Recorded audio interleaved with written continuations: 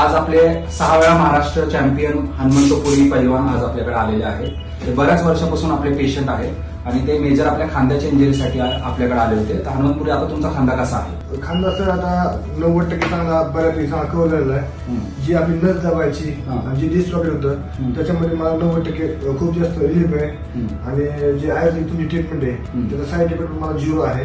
Okay. आणि कमरेचा जो त्रास होता तो कसा आहे? म्हणजे तुमच्या कमरेमध्ये जो तुम्हाला जरासा गॅप पडलेला आणि त्याच्यामुळे तुम्हाला दुखायचं कमरेमध्ये, ते कसं आहे? ते कमरेचा त्रास जे होता ना सर, ते जे तुम्ही ऑइल दिलं होतं आणि त्याच्यावर जे आयुर्वेदिक मेडिसिन दिलं होतं त्याचे मला पण 90% चांगला रिलीफ भेटतोय आणि फरक भरपूर चांगला पडलेला. ओके. आपण डाएट आणि न्यूट्रिशनवर बरंच काम करत असतो तुमच्या, जेव्हा आपण कुस्तीचे मॅचेस वगैरे येतात तेव्हा, तर याच्यामुळे तुमच्या परफॉर्मन्स मध्ये किती फरक पडतो? भरपूर फरक पडतोय, कारण का जे आता डाएट असतो पूर्ण एकदम हेवी असतो. तुपामध्ये सगळ्या भाज्या असतात, ड्रायफ्रुट्स वगैरे असतं, त्यामध्ये पोटाला वगैरे कंटिन्यू त्रास होत असतो.